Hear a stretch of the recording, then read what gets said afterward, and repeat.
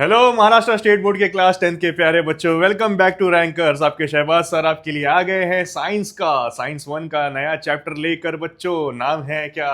Electric current, या फिर हम कह सकते हैं इफेक्ट्स ऑफ इलेक्ट्रिक करंट। बड़ा ही प्यारा चैप्टर है, बिल्कुल आप लोगों को मजा आने वाला है। तो ये वीडियो पूरा देखना, ये हमारा फर्स्ट लेक्चर है और हम कोशिश करेंगे कि सेकेंड लेक्चर में आपका ये चैप्टर क्या हो जाए, खत्म हो जाए। ठीक है, तो चलिए इस चैप्टर की कहानी शुरुआत करते हैं, यानी कि चैप्टर की शुरुआत करते हैं, कहानी नहीं। ठीक है, तो सबसे पहला टॉपिक जो है हमें इसमें पढ़ना है एनर्जी ट्रांसफर। क्या पढ़ना है बच्चों?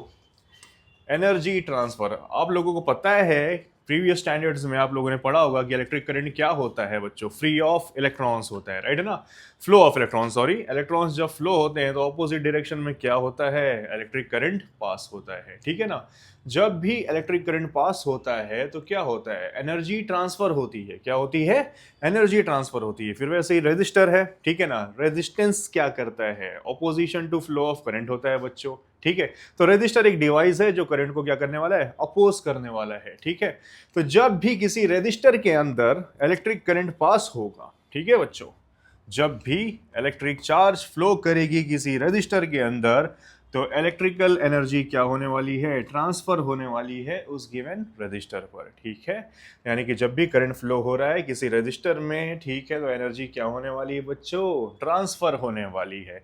इसी को हम कहते हैं energy transfer in an electrical circuit. Electric circuit मतलब कंपोनेंट्स आ जाएंगे, बटन आ जाएगी, स्विच कहते हैं जिसे, सेल आ जाएगा, वायर आ जाएंगे, रजिस्टर आ जाएंगे। ठीक है, तो यानी कि वायर के अंदर से जब भी करंट दौड़ रहा है, रजिस्टर में जा रहा है, तो क्या हो रही है? रजिस्टर के अंदर इलेक्ट्रिकल एनर्जी ट्रांसफर हो रही है बच्चों। ठीक है, तो यहां पर देखिए मैं वर्क का फॉर्मूला बता रहा हूं। एक चार्ज को मूव कराना है मुझे, ठीक है ना, एक पॉइंट से दूसरी पॉइंट पर, तो कुछ वर्क करना होता है। तो वर्क का फॉर्मूला क्या होता है? We Q. ठीक है, वी मतलब पोटेंशियल डिफरेंस जो हम कंडक्टर के अक्रॉस एस्टेब्लिश करते हैं, पॉजिटिव और नेगेटिव को जो फर्क लगाते हैं, इसी को हम पीडी कहते हैं, राइट है ना? Potential difference. वोल्टेज से रिप्रेजेंट किया जाता है इसे। ठीक है, तो एक चार्ज को मूव कराना है एक पॉइंट से लेकर दूसरी पॉइंट तक, तो कितना वर्क किया रहेगा हमने? तो उसका फॉर्मूला क्या होता है बच्चों? V times charge. ठीक है ना, V मतलब पोटेंशियल डिफरेंस। अब यहाँ पर हम लोग बात करते हैं इलेक्ट्रिकल पावर की। ठीक है ना, पावर का मतलब क्या होता है? Rate of doing work. ठीक है ना, रेट ऑफ डूइंग वर्क, यानी कि वर्क कितना हमने किया है, कितने टाइम में। तो वर्क देखिए क्या है बच्चों, यहाँ पर V है, Q है, राइट, बाय टाइम लिखा मैंने यहाँ पर। तो हमें पता है by definition of electric current, electric current का मतलब क्या होता है? ठीक है, फॉर्मूला क्या होता है कि कितनी चार्ज पास हो रही है बच्चों। क्यू मतलब क्या? अमाउंट ऑफ चार्ज, कितने समय में। ठीक है, तो Q बाई टी को मैं क्या लिख सकता हूँ? इलेक्ट्रिक करंट लिख सकता हूँ। तो therefore power will be is equal to what? V। Q by t की जगह पर मैंने क्या लिखा? I लिख दिया। ठीक है, तो यहां से हमारे पास किसका फॉर्मूला आ गया बच्चों? इलेक्ट्रिकल पावर का। फिर हम जानते हैं ओहम्स लॉ। ठीक है ना, ओहम्स लॉ का क्या कहना है कि वोल्टेज प्रोपोर्शनल होगा करंट के, यानी कि जितना ज्यादा पोटेंशियल डिफरेंस रहेगा बच्चों, उतना ज्यादा क्या रहने वाला है? इलेक्ट्रिक करंट रहने वाला है। तो यहाँ से प्रोपोर्शनल साइन हटाते हैं हम, तो एक कांस्टेंट कैपिटल आर आ जाता है। ठीक है, जिसे हम रेजिस्टेंस कहते हैं उस गिवन मटेरियल का। तो बाय ओहम्स लॉ मैं बोल रहा हूँ V किसके बराबर है बच्चों? आई आर के। तो पावर के फॉर्मूले में V के पोजीशन पर मैंने क्या लिख दिया? आई आर लिख दिया। ठीक है, तो यहाँ पर जब मैं यहाँ पर आई आर लिख रहा हूँ तो आई टाइम्स आई क्या हो जाएगा बच्चों? आई स्क्वायर। ठीक है, तो पावर का फॉर्मूला एक और क्या बन रहा है? I square R in terms of current and resistance, यानी कि उसके फॉर्मूले में करंट भी आ रहा है और रेजिस्टेंस भी आ रहा है। ठीक है ना, और याद रखना है आप लोगों को कि पावर का जो है ऐसा यूनिट क्या होता है? वॉट होता है। कैपिटल W से उसे हम क्या करते हैं बच्चों? रिप्रेजेंट करते हैं। ठीक है, तो देखिए ये पहला टॉपिक उम्मीद करता हूं आप लोगों को समझ में आया होगा। एनर्जी ट्रांसफर, इसका ये मतलब है कि जब भी इलेक्ट्रिक करंट या इलेक्ट्रिक चार्ज पास होगी किसी रेजिस्टर के अंदर, तो रेजिस्टर के अंदर क्या ट्रांसफर होने वाली है? एनर्जी ट्रांसफर होने वाली है, इलेक्ट्रिकल एनर्जी। ठीक है, तो एनर्जी का फॉर्मूला मैंने आप लोगों को बता दिया। ठीक है, वर्क और एनर्जी दोनों रिलेटेड होते हैं। वर्क जो रहेगा वही हमारा क्या रहने वाला है? एनर्जी रहने वाला है। ठीक है ना, तो वर्क वी क्यू है, ये भी एनर्जी का ही फॉर्मूला होता है। फिर मैंने आप लोगों को बता दिया पावर का फॉर्मूला कैसे डिराइव करते हैं। ठीक है, तो अब चलते हैं हम हमारे नेक्स्ट टॉपिक की तरफ। इंपॉर्टेंट टॉपिक बच्चों, heating effect of electric current. याद रखना मैंने आप लोगों को बताया कि रेजिस्टर क्या करता है। ठीक है, रेजिस्टर करंट को अपोज करता है। ठीक है ना, रेजिस्टर एक इलेक्ट्रिकल डिवाइस है that opposes what current, electric current. कैसा करंट? इलेक्ट्रिक करंट को रेजिस्टर बच्चों अपोज करता है। तो देखिए यहाँ पर जब करंट आ रहा है इस रेजिस्टर के अंदर, तो ये करंट को जब अपोज करेगा, ठीक है, तो जिसकी वजह से क्या होने वाला है, इसके अंदर एनर्जी ट्रांसफर होगी, और एनर्जी किस में कन्वर्ट होगी? हीट में कन्वर्ट होगी, ठीक है ना। तो देखो यहाँ पर वही लिखा हुआ है, जब करंट पास होने वाला है किसी रेजिस्टर के अंदर, तो जो इलेक्ट्रिकल एनर्जी ट्रांसफर हो रही है वो कन्वर्ट हो रही है किसमें? हीट एनर्जी में, राइट है ना। एक सिंपल सा कार्टूनिश डायग्राम है, राइट। ये करंट ले लिया मैंने, इसे पीछे से वोल्टेज जो है लात मार रहा है, तभी करंट आगे बढ़ रहा है। इससे ही से ओम्स लॉ बनता है बच्चों कि वोल्टेज प्रोपोर्शनल है करंट के। जितना ज़्यादा वोल्टेज उतना ज़्यादा क्या रहने वाला है? करंट। ऊपर एक भाई साहब आ गए हमारे रेजिस्टर भाई साहब, ठीक है ना, और रस्सी लेकर इसको बांध दिए हैं। क्लियर? तो रेजिस्टेंस का काम क्या होता है? करंट को रोकना। और वोल्टेज का काम क्या होता है? सिंपल शब्दों में करंट को लात मारना, ताकि करंट क्या हो? आगे बढ़ सके। तो देखिए जब रेजिस्टेंस थोड़ा ज़्यादा रहेगा, ठीक है, तो पोटेंशियल डिफरेंस यानी कि वोल्टेज लात मारे पड़ा है इसे, ठीक है, किक करते जा रहा है, जिसकी वजह से यहाँ पर क्या प्रोड्यूस हो रही है बच्चों? हीट प्रोड्यूस हो रही है। तो वही चीज़ मैं बोल रहा हूँ कि जब करंट किसी रेजिस्टर में पास होगा तो इलेक्ट्रिकल एनर्जी जो है कन्वर्ट होती है किसमें? हीट एनर्जी में। इसी चीज़ को हम क्या कहते हैं कि ये है heating effect of electric current, ठीक है। इलेक्ट्रिक करंट की वजह से किसी चीज़ का हीट होना, हीट एनर्जी प्रोड्यूस होना। ओके, नेक्स्ट अपने पास एक डेरिवेशन है, या फिर आप लोग बोल सकते हो फॉर्मूला बनाना है हमें, ठीक है। इसे हम कहते हैं joules law of heating. Important है आपके बोर्ड एग्जाम के लिए। जूल्स लॉ ऑफ हीटिंग बोलेगा, explain joules law of heating, ठीक है। तो आप लोग लिख देना पहले कि भाई जब भी करंट पास होगा रजिस्टर में, इलेक्ट्रिकल एनर्जी कन्वर्ट होगी किसमें? हीट एनर्जी में। देन हमें फॉर्मूला बनाना है जूल्स लॉ ऑफ हीटिंग का, यानी कि हीट एनर्जी का फॉर्मूला बनाकर दिखाना है हमें। तो मैंने आप लोगों को बताया कि पावर का मतलब क्या होता है? Work done upon time. Okay, तो यहाँ से वर्क क्या हो जाएगा? Power times time. Okay, electrical power का मैंने बेसिक फॉर्मूला क्या बोला था आप लोगों को? Voltage times current, last slide में, पिछली स्लाइड में, टाइम्स बच्चों टाइम। ओके, ओहम्स लॉ के हिसाब से वी की पोजीशन पर क्या लिखना है मुझे? आई आर लिखना है। तो v की पोजीशन पर मैंने आई आर लिखा, तो i इंटू आई क्या हो जाएगा बच्चों? आई स्क्वायर। तो वर्क क्या बन रहा है हमारा? आई स्क्वायर आर टी बन जा रहा है, राइट है ना? ठीक है। और मैंने क्या बोला? वर्क और एनर्जी इंटर रिलेटेड होते हैं भाई। जितना वर्क करूंगा उतनी एनर्जी उसमें स्टोर होने वाली है, ठीक है। मेरे पास जितनी एनर्जी रहेगी मैं उतना ही वर्क कर पाऊंगा। तो वर्क को मैंने क्या लिख दिया यहाँ पर? एनर्जी लिख दिया। तो एनर्जी किसमें का? इसकी एनर्जी का फॉर्मूला क्या बन रहा है बच्चों? आई स्क्वायर आर टी बन रहा है, ठीक है। हीट भी क्या होती है? फॉर्म ऑफ एनर्जी होती है। तो इसके लिए मैंने ई को क्या लिख दिया? एच। तो एच बराबर हो रहा है किसके? आई स्क्वायर आर टी को, यानी कि हीट एनर्जी का फॉर्मूला हमें जूल्स ने बना के दिया था। इसीलिए इस एक्सप्रेशन को, इस फॉर्मूले को हम लोग क्या कहते हैं? जूल्स लॉ ऑफ हीटिंग कहते हैं। इसे अच्छे से प्रैक्टिस कर लेना बच्चों, ये आप लोग के बोर्ड एग्जाम में आ सकता है क्लास 10th में, ठीक है। चलते हैं अब हम हमारे आगे के कॉन्सेप्ट की तरफ, ठीक है। अब देखिए यहाँ पर क्या है, सबसे पहले एप्लीकेशन देख लेते हैं कि कहाँ कहाँ पर heating effect of electric current का जो है हमारी रियल लाइफ में इस्तेमाल होता है, कहाँ कहाँ पर देखने को मिलता है। सबसे पहले इलेक्ट्रिक हीटर, आप लोग गांव में देखे रहोगे, अपने शहर में भी यूज़ होता है कहीं कहीं पर, ठीक है। इलेक्ट्रिक हीटर, उसमें क्या लगा रहता है? कॉइल लगा रहता है, राइट है ना। आप लोग फिगर में अगर देखोगे, ठीक है, इलेक्ट्रिक हीटर के, तो देखिए यहाँ पर इलेक्ट्रिक हीटर नज़र आ रहा है। ये देखिए एक कॉइल है, राइट। और कॉइल का रेजिस्टेंस काफ़ी हाई रहता है, तो इस कॉइल को मैं जो है रेजिस्टर भी बोल सकता हूँ, ठीक है। अब इसमें जब करंट पास होगा, ये करंट को अपोज करेगा, जिसकी वजह से हीट प्रोड्यूस होगी, जिसकी वजह से ये ग्लो करेगा और हीट रेडिएट करेगा। क्या करेगा? रेडिएट करेगा, जिसकी वजह से आप कुछ भी खाना रखो पक जाएगा इसके ऊपर, ठीक है। ओके, उसी तरीके से यहाँ पर देखो इलेक्ट्रिक बल्ब दिख रहा है। यहाँ पर एक पतला सा काफ़ी बारीक सा फिलामेंट है, ठीक है, जिसके बहुत सारे टर्न्स हैं, ठीक है। कोई भी टर्न वाली चीज़ को कॉइल बोल दिया जाता है बच्चों, ठीक है ना। तो यहाँ पर भी कॉइल है, ये कॉइल भी किसकी तरह काम करेगा? रेजिस्टर की तरह काम करेगा बच्चों, ठीक है। तो इलेक्ट्रिक हीटर हो गया, इलेक्ट्रिक आयरन हो गया आपके घर पे, इलेक्ट्रिक कुकर हो गया, इलेक्ट्रिक बल्ब और फ्यूज़। फ्यूज़ पर तो आगे मैं आने वाला हूँ कि फ्यूज़ क्या काम करता है, ठीक है ना। इसका बहुत अच्छा एप्लीकेशन है बच्चों हमारी लाइफ में। तो इलेक्ट्रिक हीटर हो, इलेक्ट्रिक आयरन हो या इलेक्ट्रिक बल्ब हो, ठीक है, ये सारे केसेस में कॉइल्स यूज होते हैं। और ये सारे कॉइल्स किसकी तरह बिहेव करेंगे? मैंने बोला रेजिस्टर की तरह बिहेव करेंगे, क्योंकि जब रेजिस्टर को इलेक्ट्रिकल सर्किट में कनेक्ट करते हैं और उसके अंदर से करंट पास होता है तो क्या प्रोड्यूस होता है बच्चों? हीट प्रोड्यूस होती है, ठीक है। तो सेम प्रिंसिपल यहाँ पर भी यूज होगा, ठीक है ना। इलेक्ट्रिक हीटर हो चाहे इलेक्ट्रिक बल्ब हो। तो देखिए यहाँ पर इलेक्ट्रिक बल्ब का प्यारा सा हमारे पास जो है पिक्चर है। तो देखिए उसमें क्या क्या होता है, ठीक है ना। सबसे पहले ग्लास का बल्ब है, इस शेप को बल्ब शेप बोलते हैं हम। नीचे स्क्रू कैप लगा हुआ है, अंदर जो है एम्प्टी स्पेस है। वैक्यूम है, वैक्यूम यानी कि एम्प्टी स्पेस, या तो फिर उसमें नाइट्रोजन गैस भर दी जाती है, ठीक है। अंदर देखिए एक ग्लास का सपोर्ट नजर आ रहा है, और ऊपर देखिए ये जो कॉइल दिख रहा है, ठीक है, इसको हम लोग फिलामेंट बोलते हैं। और ये फिलामेंट बना होता है बच्चों टंगस्टन का। किसका? टंगस्टन। ये एक मेटल है, ठीक है, मटेरियल है।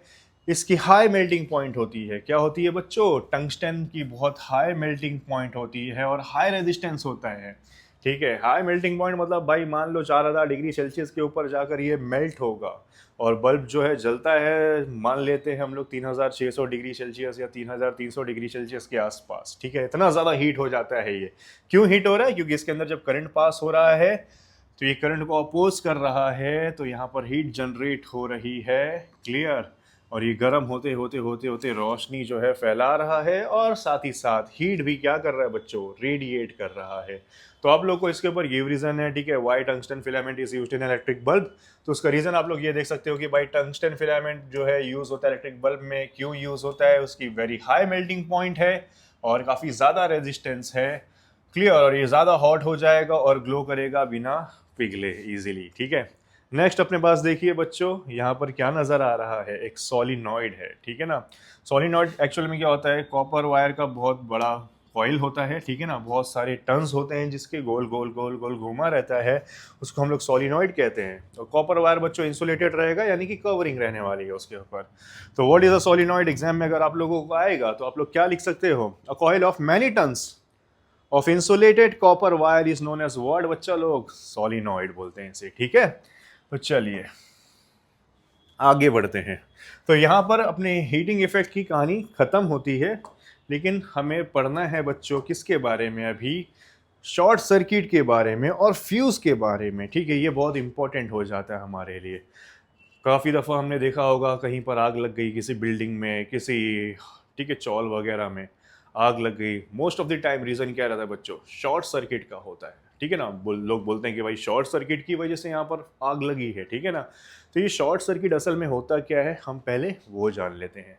अब शॉर्ट सर्किट जानने के लिए हमें कनेक्शंस के बारे में जानना पड़ता है कि वायर्स कौन कौन से यूज़ होते हैं हमारे नॉर्मल घर के सप्लाई में, ठीक है ना। तो देखिए बच्चों, दो टाइप के वायर्स होते हैं, ठीक है, दो क्या तीन टाइप के।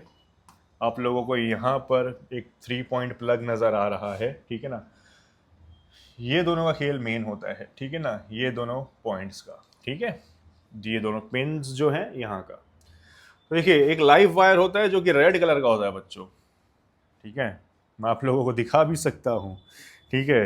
ये ऐसा वायर आप लोग देखे रहोगे, ठीक है। ये रेड कलर वायर, इसको लाइव वायर बोल रहा हूँ मैं, और ये ब्लैक कलर का वायर है, इसे न्यूट्रल वायर बोल रहा हूँ।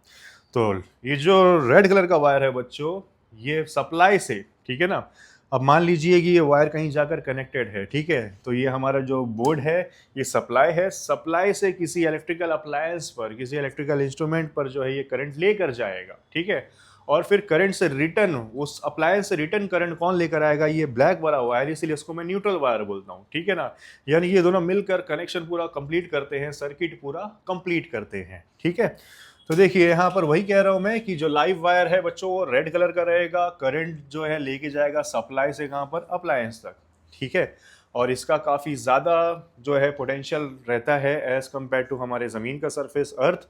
तो इसको छूना हमारे लिए काफ़ी हानिकारक है, ठीक है ना, हमें इलेक्ट्रिक शॉक लग जाएगा। सिमिलरली न्यूट्रल वायर की अगर मैं बात करूं बच्चों, तो ये ब्लू कलर का रहता है, ठीक है। और ये रिटर्न पाथ देता है करंट के आने का, यानी कि इलेक्ट्रिकल अप्लायंस से रिटर्न करंट जाएगा कहाँ पर? हमारे न्यूट्रल वायर से होते हुए हमारे सॉकेट के अंदर, ठीक है। ओके, थर्ड टाइप का स्पेशल वायर होता है जिसको अर्थ वायर बोलते हैं, ग्रीन कलर का रहने वाला है। ये सेफ्टी पाथ है। मान लीजिए कि कहीं पर एक्स्ट्रा करंट आ गया किसी इलेक्ट्रिकल अप्लायंस में, ठीक है ना, लीक हो रहा है एक्स्ट्रा करंट, तो उस लीकेज करंट को जो है ये लेके जाएगा और ज़मीन पर छोड़ देगा, जाकर अर्थ में छोड़ देगा, रिलीज कर देगा। क्लियर? तो ताकि इससे क्या होगा कि वो इलेक्ट्रिकल अप्लायंस भी सेफ रहे लीकेज करंट यानी कि एक्स्ट्रा करंट की वजह से, और हम भी क्या रहें? सेफ रहें, ठीक है। प्रोटेक्शन के तौर पर यूज़ होता है कौन सा वायर बच्चों? Earth wire. अब क्या होता है शॉर्ट सर्किट की अगर मैं बात करूं, ठीक है ना, गलती से अगर ये जो लाइव वायर है, ठीक है ना, लाइव वायर और न्यूट्रल वायर बच्चों, इन दोनों की जो ऊपर की इंसुलेशन रहती है, जो प्लास्टिक की कोटिंग लगी हुई रहती है, अगर वो निकल जाती है, ठीक है, और ये दोनों अगर कांटेक्ट में आ जाए, ठीक है ना, तो काफी ज्यादा करंट जो है फ्लो करेगा और स्पार्क होगा, यानी कि काफी ज्यादा हीट प्रोड्यूस होने वाली बच्चों, ठीक है ना। ठीक है, लाइव वायर और न्यूट्रल वायर का अगर इंसुलेशन निकल जाए, आउटर कवर निकल जाए और ये लोग कांटेक्ट में आए तो स्पार्क जनरेट होता है, काफी ज्यादा करंट पास होता है, हीट प्रोड्यूस होती है बच्चों। तो आज आजू बाजू में अगर कोई फ्लेमेबल मटेरियल है, यानी कि जो आग पकड़ सकता है, जैसे कपड़ा हो गया, क्लॉथ हो गया, राइट है ना, कोई प्लास्टिक हो गई बच्चों, ठीक है, या वुड हो गया, तो उसमें आग लग सकती है और वो आग फैल सकती है। इसी को हम क्या कहते हैं बच्चों, शॉर्ट सर्किट कहते हैं, ठीक है ना। तो शॉर्ट सर्किट से बचने के लिए प्रिकॉशन के तौर पर हम लोग यूज करते हैं फ्यूज वायर का। किसका? Fuse wire. अब ये गाड़ियों में लगने वाला फ्यूज वायर हमें नजर आ रहा है यहाँ पर, ठीक है ना, क्लियर। यहाँ पर अंदर देखिए एक छोटा सा लो रेजिस्टेंस, ठीक है ना, का वायर है, सॉरी हाई रेजिस्टेंस का वायर है, जिसको क्या कहते हैं हम लोग, फ्यूज वायर बोलते हैं, ठीक है। और याद रखना पोटेंशियल डिफरेंस 220 वोल्ट का रहता है लाइव वायर और न्यूट्रल वायर के बीच में। अर्थ वायर ग्राउंड पे कनेक्टेड है। फिर मैंने बताया कि भाई इंसुलेशन अगर निकल जाए लाइव वायर न्यूट्रल वायर के बीच में, ठीक है, तो क्या होने लगता है, कॉन्टैक्ट में आएंगे, शॉर्ट सर्किट हो जाएगा, ठीक है। तो आप लोगों को मैं दिखाता हूँ, यहाँ पर हमारे पास अलग अलग टाइप के फ्यूजेस नज़र आ रहे हैं। मोस्ट कॉमन हमारे घरों पर जो है, ठीक है, इलेक्ट्रिक सप्लाई जो आता है, जो इलेक्ट्रिक कैबिन रहती है, जहाँ पर हमारे घर का मीटर लगा हुआ रहता है, इलेक्ट्रिक मीटर, उसके नीचे देखोगे अगर आप लोग तो ऐसे टाइप का फ्यूज लगा होता है, ठीक है ना। तो इसमें क्या होता है, ये दो टर्मिनल्स के बीच में, ओके, एक वायर होता है कॉपर का, ठीक है, वो फ्यूज वायर का काम करता है, ठीक है ना। यानी कि मान लीजिए कि अगर लोड ज़्यादा हो रहा है, ठीक है, और ये यहाँ से सप्लाई आ रहा है और ये सप्लाई आपके घर पे जा रहा है, ठीक है, लोड ज़्यादा हो जाएगा तो क्या हो जाएगा, ये वायर मेल्ट हो जाएगा, कांटेक्ट ब्रेक कर देगा, ठीक है, सप्लाई से आपके घर तक का, ठीक है ना। कांटेक्ट ब्रेक कर देगा, पिघल जाएगा, टूट जाएगा, तो लार्ज करंट हमारे घर पे जाएगा नहीं, ठीक है। तो हमारे घर के इलेक्ट्रिकल अप्लायंसेस सेफ रहेंगे शॉर्ट सर्किट से। समझ गए आप लोग? Okay, right. तो फ्यूज के बारे में देखो यही कह रहा है कि फ्यूज प्रोटेक्ट करता है इलेक्ट्रिकल सर्किट को एक्सेसिव करंट से, यानी कि लार्ज अमाउंट ऑफ करंट से बच्चों। जब ज्यादा करंट फ्यूज वायर से जाएगा तो फ्यूज वायर क्या हो जाएगा, हीट हो जाएगा, हीट होने के बाद मेल्ट हो जाएगा, तो सर्किट ब्रेक हो जाएगा, यानी कि कॉन्टैक्ट टूट जाएगा और करंट के फ्लो को रोक देगा, जिसकी वजह से हमारे इलेक्ट्रिकल अप्लायंसेज और जो वायरिंग है वो डैमेज होने से हमारे घर की बच जाएंगी बच्चों, ठीक है। तो काफी सिंपल है ये, ठीक है ना। ओके, नेक्स्ट हमें बात करनी है बच्चों magnetic effect of electric current की, ठीक है ना। इलेक्ट्रिक करंट जो है बच्चों मैग्नेटिक बिहेवियर दिखाता है। कैसा बिहेवियर दिखाता है? Magnetic behaviour. यहाँ पर लिखा हुआ भी है, करंट कैरिंग कंडक्टर, किसी वायर के अंदर से अगर करंट पास हो रहा है तो उसके आसपास मैग्नेटिक फील्ड प्रोड्यूस होता है। कौन सा फील्ड प्रोड्यूस होता है बच्चों? Magnetic field. ये इसका सबसे पहला डिमॉन्स्ट्रेशन किसने दिखाया था? एक फिजिसिस्ट थे जिनका नाम था हांस क्रिश्चियन ऑयरस्टेड, ठीक है ना। एक्चुअल में क्या था, एक ब्रिज थी, ठीक है, ब्रिज मतलब हमारी ब्रिजेस नहीं, शहरों में नहीं, लेबोरेटरी है हमारे पास, एक टेबल है, उस पर हमने दो वुडन ब्लॉक्स लगा दिए, ठीक है, और फिर बीच में यहाँ पर वायर है बच्चों, ठीक है, लाइव वायर है, ठीक है, वायर में इंसुलेशन नहीं है। और यहाँ पर मान लेते हैं एक मैग्नेटिक नीडल रखी हुई है। मैग्नेटिक नीडल यानी कि जो मरीनर्स कंपस में यूज होती है डायरेक्शंस के लिए, ठीक है ना, शिप वगैरह में, तो वो मैग्नेट की बनी होती है, तो ये मैग्नेटिक नीडल है। मैग्नेटिक नीडल लिया मैंने। अब जब करंट पास हो रहा है इस डायरेक्शन में तो ये नीडल इस तरफ डिफ्लेक्ट हो रही थी। ऐसा किसने ऑब्जर्व किया? हैंस क्रिश्चियन ऑयरस्टेड ने। फिर जब करंट अगर ऑपोजिट डायरेक्शन में जो है, अगर जब उन्होंने भेजा तो नीडल डिफ्लेक्ट हुई इस डायरेक्शन में। तो इन्होंने देखा कि यार ये जो इलेक्ट्रिक करंट जब पास हो रहा है तो नीडल को कभी अपनी अपनी तरफ से दूर फेंक रहा है, कभी अट्रैक्ट कर रहा है, डिफ्लेक्शन हो रहा है यहाँ पर। तो यानी कि इसके आसपास भी कुछ फील्ड है जो कि मैग्नेट के फील्ड की तरह है। तो इसीलिए इन्होंने कंक्लूजन दिया कि यार जब भी एक कंडक्टर के अंदर, वायर के अंदर करंट दौड़ता है तो उसके आसपास कौन सा फील्ड आता है बच्चों? मैग्नेटिक फील्ड रहता है। कौन सा फील्ड? मैग्नेटिक फील्ड यानी कि करंट अगर वायर में दौड़ रहा है तो वो मैग्नेट की तरह बिहेव कर रहा है, ठीक है ना। तो यहाँ पर देखिए वही चीज लिखी हुई है, जब एक मैग्नेटिक नीडल जो है करंट कैरिंग कंडक्टर के आसपास आती है तो नीडल हमें पता चलता है कि डिफ्लेक्ट हो रही है। इसी को कहते हैं मैग्नेटिक बिहेवियर या फिर magnetic effect of electric current, यानी कि इलेक्ट्रिक करंट की वजह से मैग्नेटिक प्रॉपर्टीज का आ जाना बच्चों, ठीक है। तो हम जो है इस टॉपिक को समझने के लिए आगे और चलते हैं कि यार मैग्नेटिक फील्ड का डायरेक्शन किधर होगा, है ना। करंट जो है दौड़ रहा है वायर के अंदर, तो मैग्नेटिक फील्ड किस तरीके से प्रोड्यूस होगा, कौन से डायरेक्शन में होगा। तो उसके लिए अपने पास एक इंपॉर्टेंट रूल है स्टेट बोर्ड के लिए आपके 2 मार्क्स का, जिसे हम कहते हैं बच्चों राइट हैंड थंब रूल, ठीक है ना। Right hand thumb rule. तो देखिए क्या कह रहा है, if the thumb of the right hand is outstretched, ठीक है ना, थंब को हमने आउटस्ट्रेच कर दिया है, clear, and the fingers are curled, fingers को हमने क्या कर दिया, ऐसे घुमा डाला है। तो आउटस्ट्रेच थंब जो है हमें डायरेक्शन देगी इलेक्ट्रिक करंट का। अगर इलेक्ट्रिक करंट इस डायरेक्शन में जा रहा है तो ये जो कर्ल्ड फिंगर्स रहेंगी हमें मैग्नेटिक फील्ड का डायरेक्शन देगी, यानी कि ऐसा मैग्नेटिक फील्ड रहेगा अगर करंट ऊपर की तरफ जा रहा है। तो डायग्राम में भी आप लोग देख सकते हो कि ये थंब है, आउटस्ट्रेच्ड है, ये कर्ल्ड फिंगर जो है डायरेक्शन दे रही है किसका, मैग्नेटिक फील्ड का। तो करंट अगर ऊपर की तरफ जा रहा है बच्चों, ठीक है, आए ऊपर की तरफ, तो मैग्नेटिक फील्ड कैसा, कुछ इस तरीके का बनेगा, एंटी क्लॉकवाइज। वही अगर करंट नीचे जाता होता बच्चों, कहाँ जाता होता, नीचे की तरफ जाता होता, तो ये फिंगर जो रहती हमारी, ठीक है ना, हमारी फिंगर ऐसे नीचे होती और, ठीक है, सॉरी, थंब नीचे होती और फिंगर्स कुछ ऐसे जाती, ठीक है। तो यानी कि वो केस में क्लॉकवाइज जो रहता है डायरेक्शन रहता है किसका, मैग्नेटिक फील्ड का। तो देखिए एकदम सिंपल सी चीज़ बता रहे हैं हमें ये राइट हैंड थंब रूल, कि अगर मेरे हाथ में कोई कंडक्टर है, करंट कैरिंग कंडक्टर, मेरी थंब अगर जो है करंट के डायरेक्शन में है, तो मेरी ये जो कर्ल्ड फिंगर्स हैं बच्चों किसका डायरेक्शन देने वाली हैं, मैग्नेटिक फील्ड का। तो इस टॉपिक के साथ हम इस लेक्चर को, इस सेशन को बच्चों ख़त्म करते हैं। मिलते हैं नेक्स्ट वीडियो में, वहाँ पर मैं आप लोगों को पढ़ाऊंगा फ्लेमिंग के रूल्स, इलेक्ट्रोमैग्नेटिक इंडक्शन क्या होता है, इलेक्ट्रिक मोटर क्या होती है और इलेक्ट्रिक जनरेटर क्या होता है, ठीक है। काफ़ी इंपॉर्टेंट टॉपिक है, तो ज़रूर वो वीडियो भी देखना और ये वीडियो तो देखना ज़रूरी है आप लोगों को। तो मिलते हैं प्यारे बच्चों अगले वीडियो में, ठीक है। लाइक करना भूलना मत, ओके ना। चलिए मिलते हैं, थैंक यू।